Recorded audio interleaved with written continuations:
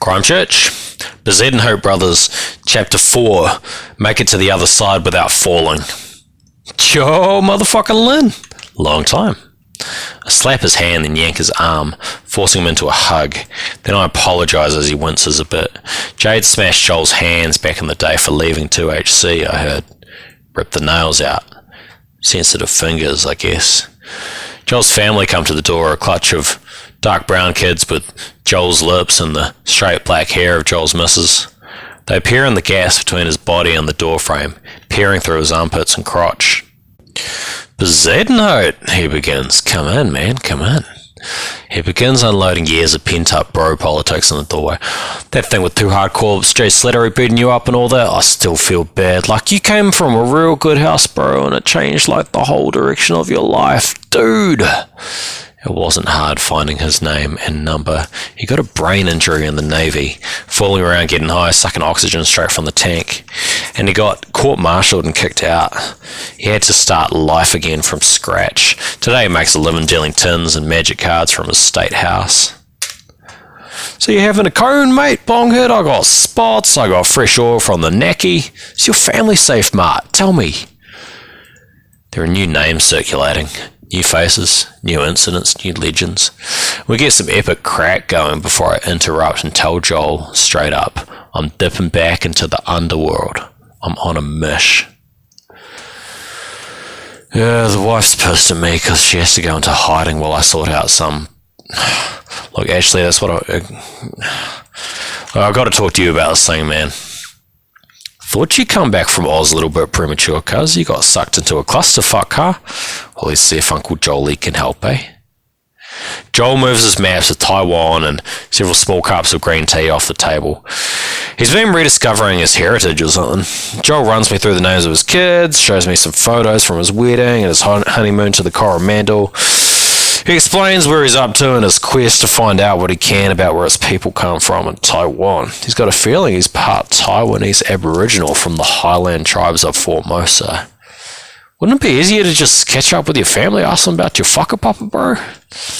Joel shakes his hand and sucks on a cone. He passes the bubbling bong over to me. It's not that easy. You ought to know. You used to want to kill your family. All straightos still?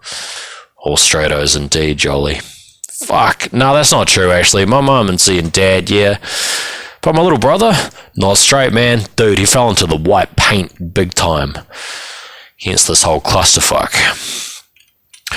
We used to always joke about falling into the white paint when we were growing up. Christchurch gives you so many gang options, so many ways to be a deviant. Growing up always seemed to us like walking a balance beam through a paint factory. You have to focus if you want to make it to the other side without falling into some colours. Red mongrels, blue crips, white power. Winston, he fell into the paint, I explained to Joel Lynn. And then I just cut to the chase. I need to know who fucked up Chong's mum. That Chong fella, pissed off is an understatement, gee. He come around to my little brother's house, my little brother's place, pointing the finger, pointing the cheney if you catch my drift. Big ass Husqvarna, and he got a beat down, right? Dude's injured real bad. By that counts like the Terminator. Honestly, Joel Lynn, he's coming after my little bro as soon as he's out of hospital. And he should be going after Jade Slattery. I see. Jolie sees. Joel sees, nodding. That's why I love Jolie. He doesn't fuck about. Other cunts will take about 10 jugs of beer before they drop the J word. So you're after an update on that piece of shit, I take it. Please, man, he's in this war somewhere, right? I've been out of the game too long. I need to know what's going on. What, you can't ring up fucking Chong, play the high school connection? He'll put out a hit on me without thinking twice, man. And that dude follows up every hit. Joel puts a hand up to indicate patience, boils the kettle, pours his hot water in a cup, shakes green tea leaves into it, sips it and immediately spits tea leaves out.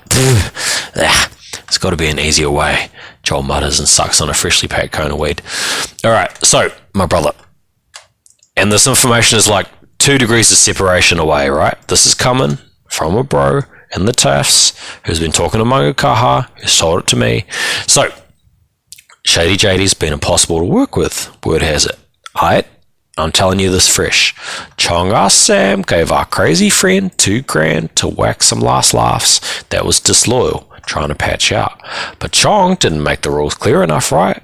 Here's Jade, giving poison sausages to Doggo's Rottweiler, crazy stuff like that, beating the shit out of some 9-year-old girl, a 9-year-old man, at netball, just cause the kid wore a 88 shirt.